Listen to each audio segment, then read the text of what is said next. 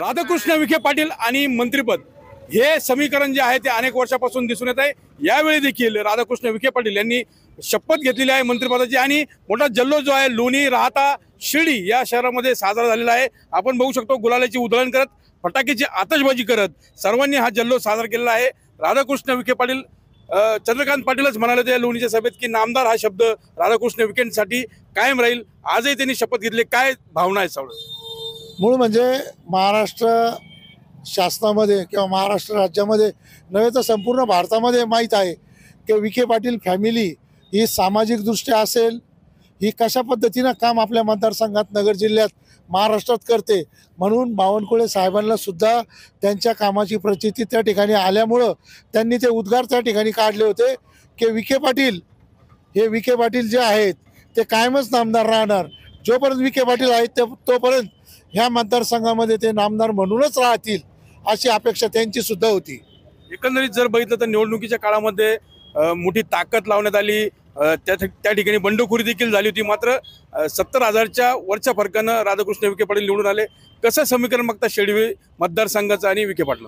मूळ म्हणजे लक्षात घ्या, ह्यावेळेस पार्टीमध्ये राहून जे विखे पाटलांचे विरोधक होते आणि जे पारंपरिक विरोधक आहेत ते 40, 45, 50 हजार कायम राहतात। यांनी सगळ्यांनी इतकी ताकद लावली की विखे पाटलांना आपण या ठिकाणी आपण थांबवू शकतो, पण सर्वसामान्य जनतेला हे मान्य नाही। कारण खरं काम करणारं, खरं नेतृत्व करणारं नगर जिल्ह्यामध्ये तर महाराष्ट्रामध्ये असलेलं सन्माननीय नामदार राधाकृष्ण विखे पाटील हे नेतृत्व आहे। आणि हे तालुक्यांनी सतत 50 वर्षापासून जेव्हापासून बाळासाहेब विखे पाटील राजकारणात आहे तेव्हापासून ते मान्य केलेलं आहे आणि आजही मान्य करणार आणि यापुढे सुद्धा मान्य करणार।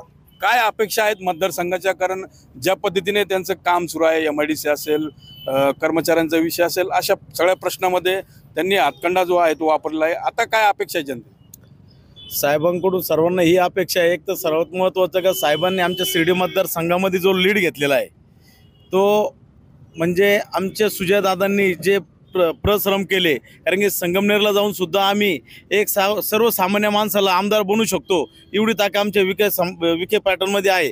दुसरी गोष्ट, आमच्या शिर्डी मतदारसंघात नव्हे तर पूर्ण महाराष्ट्रामध्ये विखे फॅमिलीला काम करण्याची आवड आहे आणि त्या निधीतून वैयक्तिक त्यांच्या काम करण्याची जी पद्धत आहे, आज साईबाबा संस्थांचे कर्मचारी परमनंट केले त्यांनी। साईबाबा मंदिरामध्ये फुलप्रसादांचे गोरगरीब लोकांचा जो व्यवसाय चालत होता तो चालू केलेला आहे। शिर्डी मतदारसंघामध्ये मोठी MIDC आणलेली आहे, मोठे मोठे काम साहेब करतात आणि याच्या पुढेही करतील एवढी अपेक्षा बाळगू। तुम्हाला काय वाटतं, काय भावना आहे एक कार्यकर्ता म्हणून? काय भावना आहेत? काय राधाकृष्ण विखे पाटलांचा नामदार राधाकृष्ण विखे पाटलांचा। आपल्यासोबत काही तरुण वकील देखील आहेत, आपण वकील आहात, काय अपेक्षा आहेत? कारण या तालुक्यामध्ये बघितलं तर एक न्यायालय देखील तालुक्याचं त्यांनी सुरू केलं, आज जिल्हा न्यायालय देखील सुरू झालंय, काय अपेक्षा वाटते वकील म्हणून? नक्कीच या ठिकाणी जे नामदार साहेबांनी प्रयत्न केले त्यांच्याच मार्गदर्शनाखाली राहाता येथे सेशन्स कोर्टाची निर्मिती झाली आहे आणि आमचं जे म्हणणं आहे की राहत्यामध्ये जो काय विकास चाललाय तो केवळ आणि केवळ नामदार साहेबांमुळेच आहे।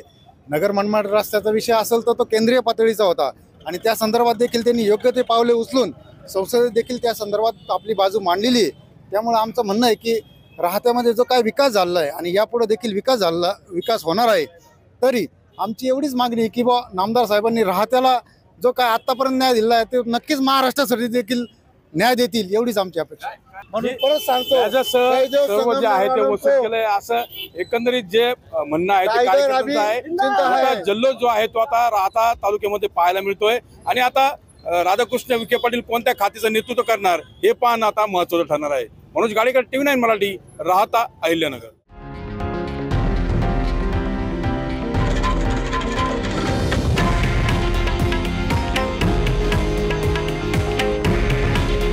हे आहे देशातील नंबर 1 न्यूज नेटवर्क आणि आपण पाहत आहात TV9 मराठी।